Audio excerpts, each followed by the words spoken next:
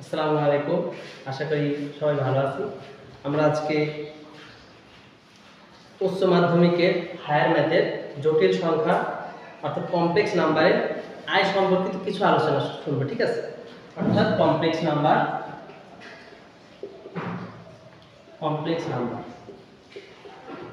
এই জটিল সংখ্যার আয়, এই আয় ইমাজিনারি, এটা সম্বন্ধে আমরা কিছু আলোচনা শুনবো, ঠিক আছে ভাই?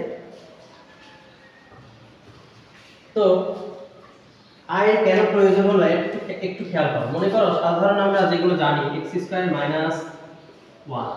= 0।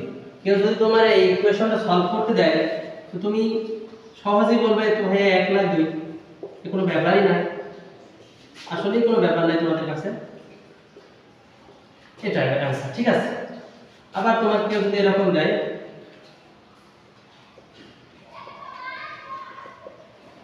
তো আমরা মিডল টার্ম করতে জানি।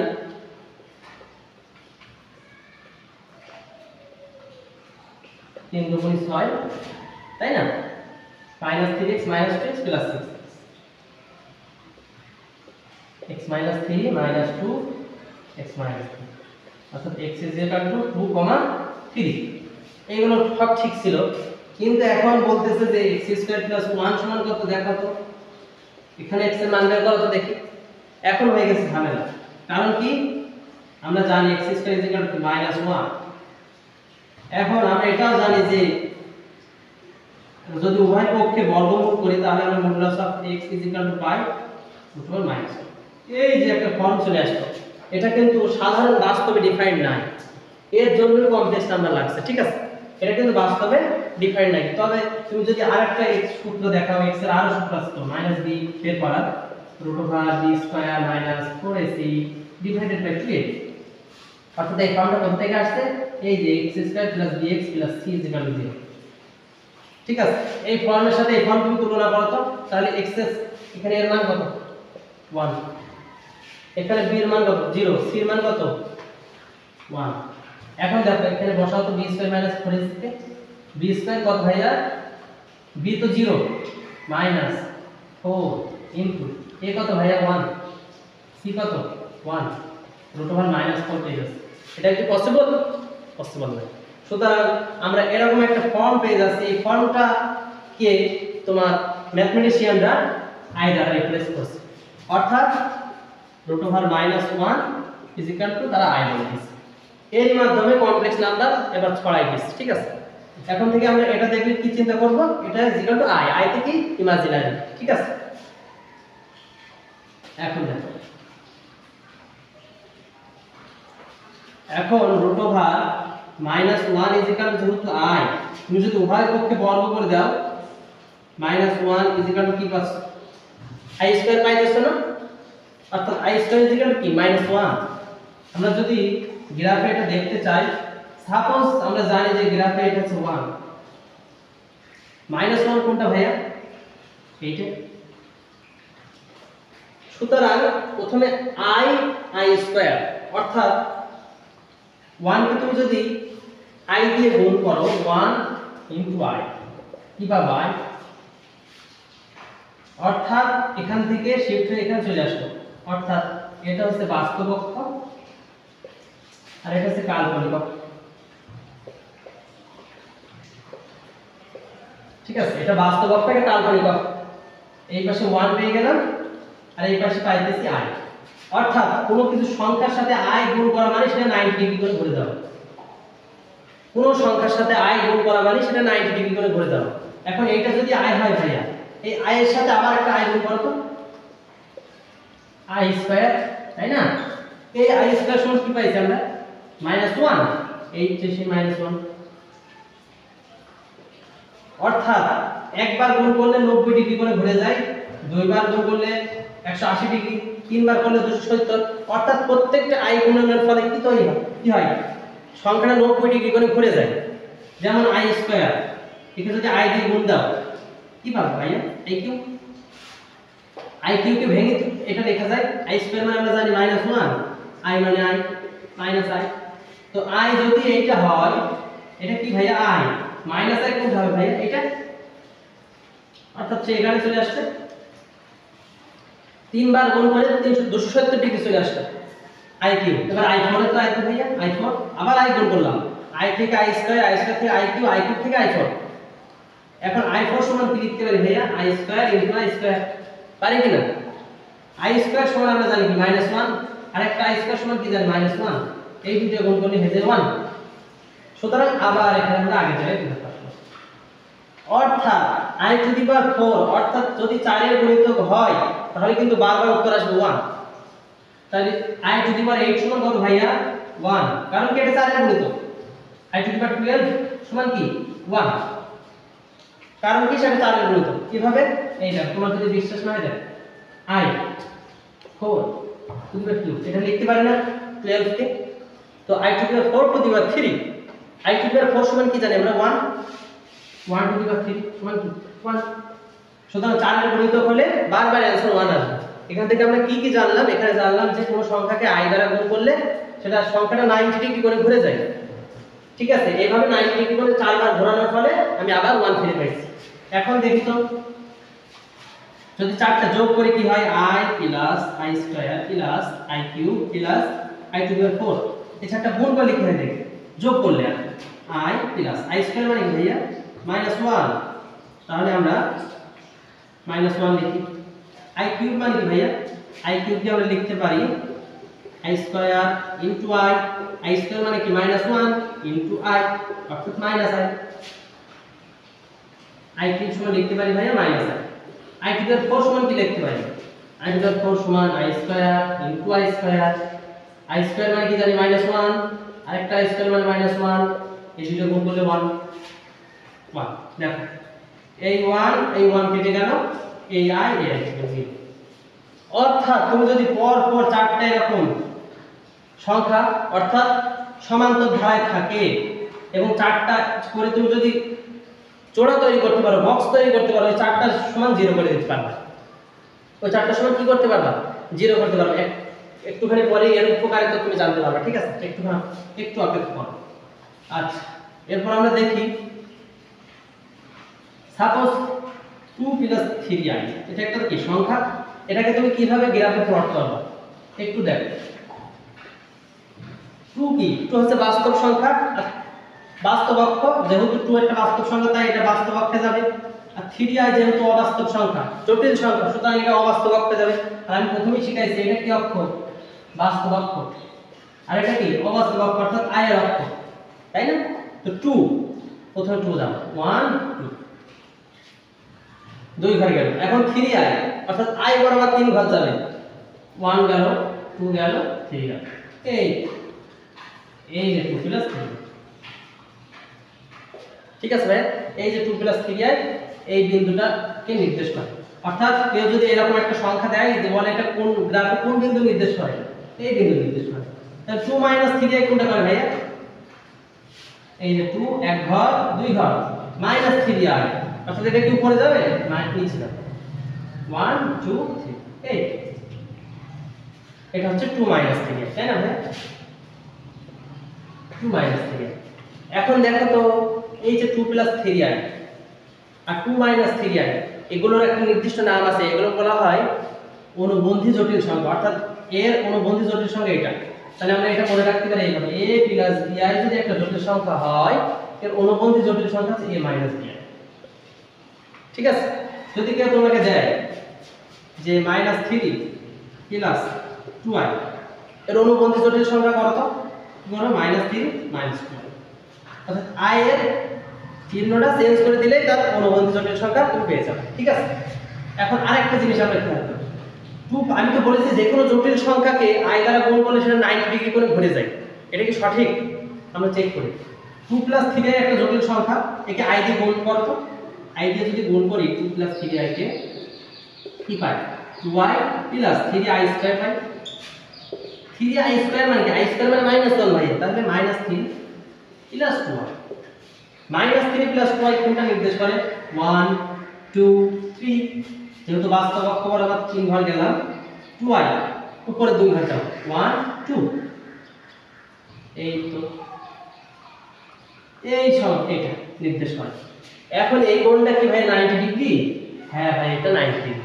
তুমি ক্যালকুলেটরে বসে এখনই চাপো tan এই কোণটার মান কিভাবে বের করবে বলো তো। সাপোজ এটা থিটা ধরলাম, তুমি এখানে একটা সমকোণী ত্রিভুজ আঁকায় দাও। 2 + 3y 2 + 3y এই বরাবর 2 এই বরাবর 3 tan থিটা সমান কি জানি আমরা লম্ব বাই ভূমি। থিটা tan ইনভার্স 3/2 এটা পাই। এখান থেকে -3 + 2y কোন বিন্দু? এই বিন্দু। এখান থেকে লম্ব টান, এটা কত -3 মান কত 3 -3 কোন 3 পাই। আর এটা কত 2 এটা আবার থিটা। tan থিটা কি লম্ব বাই ভূমি। লম্ব কত 2 ভূমি কত 3 থিটা tan ইনভার্স 2/3। তুমি ক্যালকুলেটরে এখনই যদি চাপ দাও tan ইনভার্স 2/3 যোগ tan ইনভার্স 3/2 এই দুটোর সমষ্টি 90 ডিগ্রি পাবা। আচ্ছা, তার মানে আমরা বুঝলাম যে কোনো জটিল সংখ্যাকে i দ্বারা গুণ করলে সেটি 90 ডিগ্রি করে ঘুরে যায়। এইটাকে i দ্বারা গুণ করার ফলে এই যে কোণটা 90 ডিগ্রি করে ঘুরে এখানে চলে আসছে। একে যদি আবার i দিয়ে গুণ দাও আবার 90 ডিগ্রি কোণে ঘুরে এখানে চলে আসবে। ঠিক আছে, এইভাবে। এখন একটু আগে আমরা i⁴ 1 শিখলাম। এখান থেকে কিছু জানা যায় কি দেখো তো। i⁴ 100 যদি কেউ দেয় তখন এর মান কত?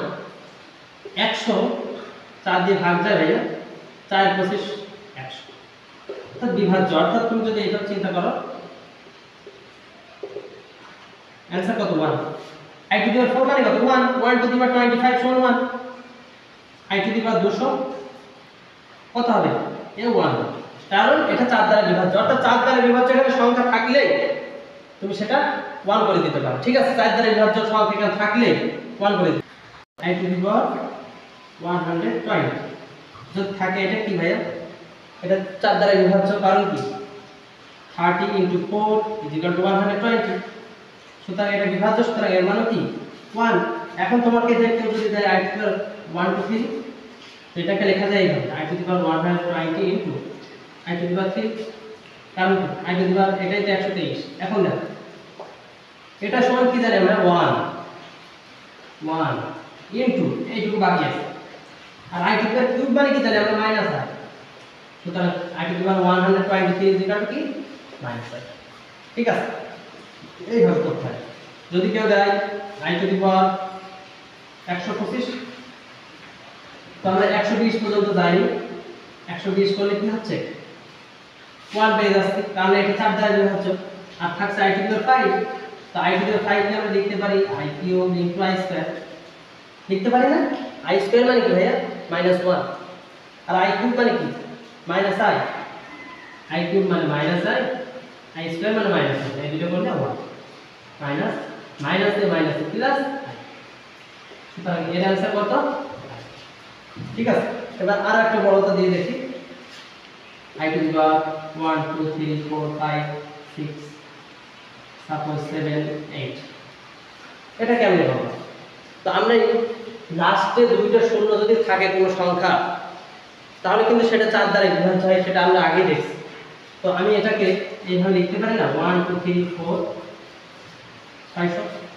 দেখো 1 2 3 4 600 সাথে 78 টা নিয়ে নেব, পারি তো? তাহলে এই যে এটা পুরোটা 4 উপরের সংখ্যাটা 4 দ্বারা বিভাজ্য কি না?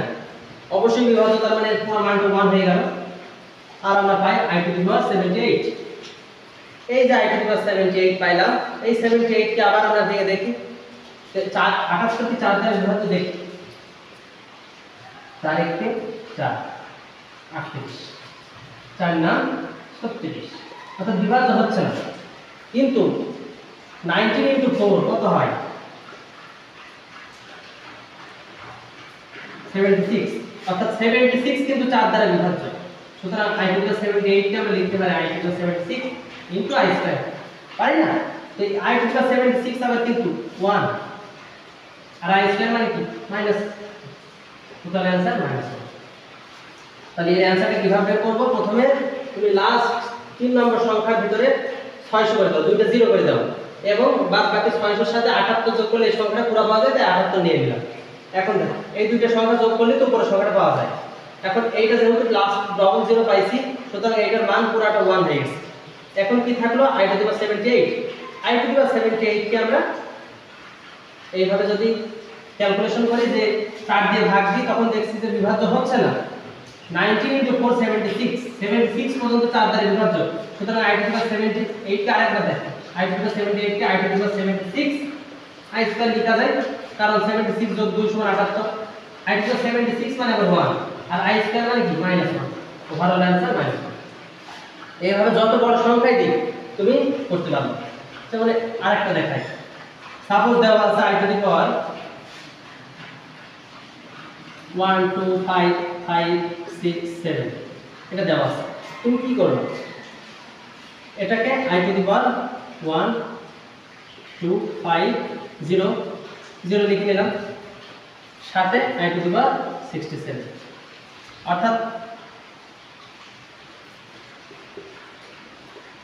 এটা আর এটা যোগ করলে তুমি উপরের সংখ্যাটা পাই। তো এটা যেহেতু ডাবল জিরো আবার আসছে, আবার এটা মান 1, আর থাকলে কি 67। 67 দেখি তো 4 দ্বারা বিভাজ্য কিনা, না বিভাজ্য না। তো আমরা জানি 67 ভাগ 4 যদি করি কত পাই, 4 1 কে 4 4 4 6 24, তো 16। এখন দেখো i টু দি পাওয়ার অর্থাৎ 16 * 4 কত হয়, 4 16 64। সুতরাং i টু দি পাওয়ার 67 কে আমি এইভাবে লিখতে পারি না, 64 আর 3 67 উপর সংখ্যাটাই পাই। এই 64 কিন্তু আবার 4 দ্বারা বিভাজ্য, সুতরাং এটা ইকুয়াল টু কি 1 i কিউব থেকে যায়। তাহলে এটা সমান 1 হলে 1 * i কিউব, আর i কিউব মানে কি মাইনাস i, এই মাইনাস i এর आंसर। ঠিক আছে, এভাবে করতে হয়। আচ্ছা, এবার আমরা ইনভার্স দিয়ে কিছু দেখি। সাপোজ আছে i টু দি পাওয়ার -3, ঠিক আছে, i টু দি পাওয়ার -1। তো i টু দি পাওয়ার -1 সমান জানি আমরা 1/i লেখাই যায়। তো এখন উপরে তুমি একটা 1 i নাও, নিচেও একটা i নাও। উপরে একটা i নিলাম, নিচে একটা i নিলাম, i থাকলো i স্কয়ার মানে কি -1, এটা ওভারঅল মাইনাস। আবার এটা করে দেখি তো, 1/i two the power cube, উপরে একটা i নাও, নিচে একটা i নাও,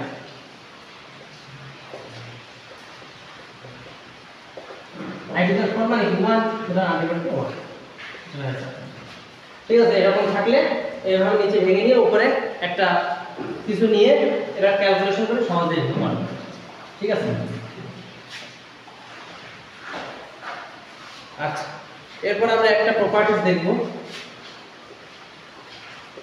এটা সমান কি, সাপোজ এরকম সংখ্যা আছে √2 -3। এখন এই দুটো গুণ করলে কি √6 আসবে, নাকি -√6 আসবে, এটা আমরা একটু দেখার চেষ্টা করি। তো √2 কে আমরা কি লিখতে পারি, -1 কি জানি আমরা, -1 = i স্কয়ার। এটা আমরা শিখে আসছি, এখানে লিখব তো 2i স্কয়ার। i স্কয়ার মানে কি -1, -1 আর 2 গুণ করলে -2 পাই, লেখা যায়। এটাকে আবার কি লেখা যায়, √2i। i স্কয়ার রুট সমান কি i, তাহলে এটাকে কি লেখা যাবে ভাইয়া, √3 সমান √3i। এবার এই দুটো গুণ, এই দুটো কি করতে হবে, গুণ করতে হবে, √2i * √3i, এটা করলে পাওয়া যায় √6i স্কয়ার। i গুণ করলে কি হয় i স্কয়ার, i স্কয়ার মানে কি -1 -6, এইভাবে করতে হয়। ঠিক আছে, এখন দেখো আমরা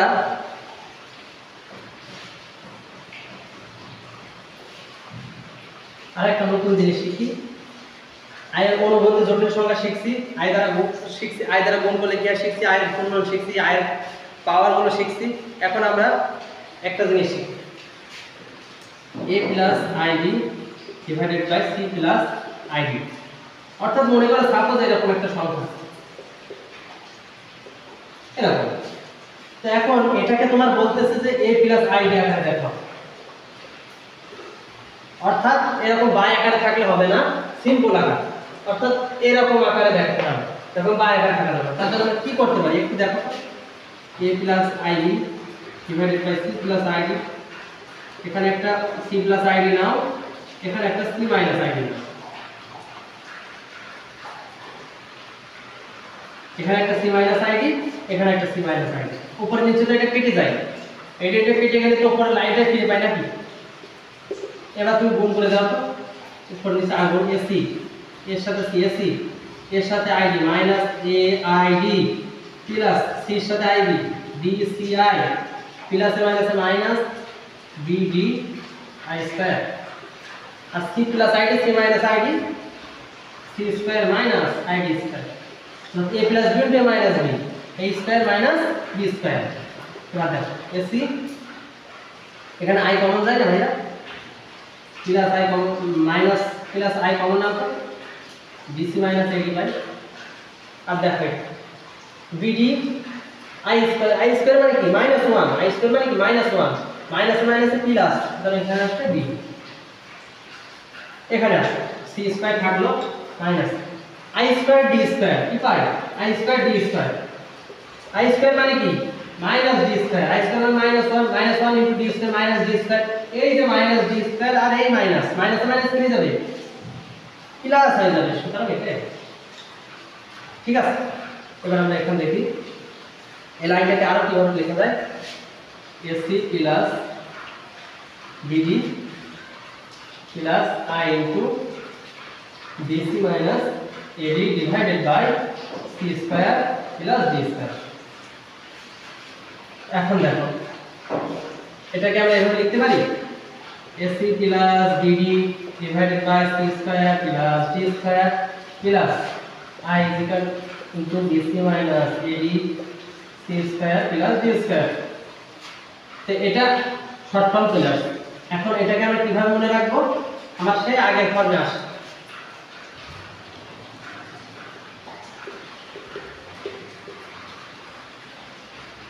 ঠিক আছে।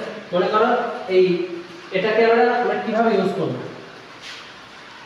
2 প্লাস 3y 2 মাইনাস 3y, ঠিক আছে, এটা দেওয়া আছে। তো এইটা c স্কয়ার প্লাস কি d স্কয়ার, এটা c এটা d, কারণ কি আমরা আগের ফর্ম জানতাম এরকম।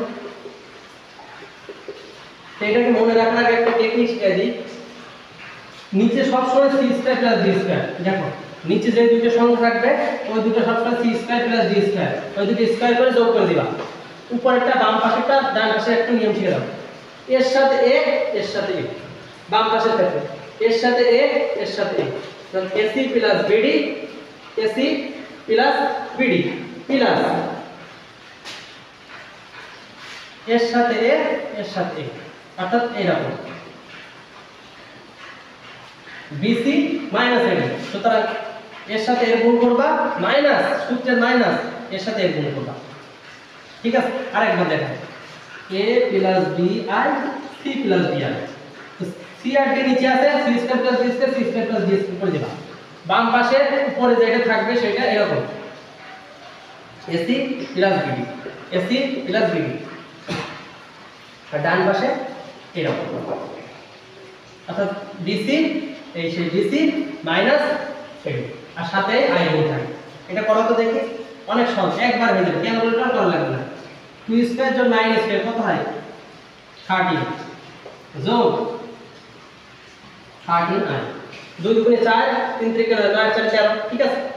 ac প্লাস bd এইভাবে গুণ, 2 দুগুণে 4 মাইনাস 3 3 9 গুণ করছি, ঠিক আছে। এবার দেখ bc মাইনাস ad, bc 3 দুগুণে 6 সূত্রের মাইনাস ad মাইনাস 5, এই যে মাইনাস 3 টু মাইনাস 6 4 মাইনাস 3 কত 4 মাইনাস 9 কোথায় মাইনাস 5 বাই 13 যোগ, এখানে দেখো মাইনাস মাইনাস কি হয় ভাইয়া প্লাস হয়ে যায়, এই তো সব। আর একটা দেখি 3 প্লাস 4i 5 মাইনাস 7i, এটাকে তুমি কিভাবে করবা, দুইটা ভাগ করে নাও, 5 5 25 7 7 49 49 যোগ 25 কত হয় 50 60 69 74 40 50 60 69 আর 5 74, এই 74 74, এই যে c square plus d square c square plus d square. এবার কি এটার সাথে গুণ এটার সাথে গুণ, 3 × 5 15 মাইনাস 4 7 28, এটা এভাবে গুণ এই যে বিসি মাইনাস এডি এইভাবে আর এইভাবে 4 5 20 মাইনাস 21, 15 থেকে 28 বাদ দিলে কত হয় ভাইয়া? আই জাস্ট 13 22 থেকে 24 প্লাস 20 থেকে 21 বাদ দিলে মাইনাস আই বাই 7, এই তো এইভাবে করতে হয়। ঠিক আছে, আর আমরা একটা জিনিস দেখে আজকে শেষ করবো। একটা কোশ্চেন দেখো, যেরকম আছে 2 + 3i ডিভাইডেড বাই 5 + ki। এখন বলেছে এটা টোটালটা বাস্তব সংখ্যা হলে কি এর মান কত? এই টোটালটা বাস্তব সংখ্যা হলে কি এর মান কত? তো টোটালটা বাস্তব সংখ্যা মানে এটা তুমি আগে আমি যে প্রসেস শিখালাম সেই প্রসেসে নিয়ে আসো। 5² যোগ কি হয়? k² প্লাস 5² যোগ কি k² আর এখানে i, এবার গুণ করে দাও। 5 × 2 = 10 প্লাস 3k, এবার 3 × 5 = 15 মাইনাস 2k। এখন বলেছে যে এটা বাস্তব সংখ্যা, কি সংখ্যা বলে দিয়েছে যে এটা একটা বাস্তব সংখ্যা। বাস্তব সংখ্যা কারে বলে? যেখানে শুধু বাস্তব পার্ট থাকবে, মনে করো সাপোজ 2 + 3i, এটার বাস্তব পার্ট কোনটা? এইটা, অবাস্তব পার্ট এইটা। সুতরাং কোন বাস্তব সংখ্যায় অবাস্তব পার্ট কত? 0। কোন বাস্তব সংখ্যায় অবাস্তব পার্ট কত? 0। সুতরাং এখানে কি এটার মান 0। সুতরাং এইটা সমান 0। এটা 0 হতে আমরা লিখতে পারি পয়েন্ট, এটা 25 + k² = 0 দেখা যায়। এবার এটা একটা গুণ করে দাও, 2k = 15 থাকে, অর্থাৎ k = 15 ডিভাইডেড বাই 2। তো k এর মান 15 ডিভাইডেড বাই 2 হলে এখান থেকে যে সংখ্যাটা প্রোডিউস হবে সেটা একটা বাস্তব সংখ্যা। ঠিক আছে, আজকে এই পর্যন্ত।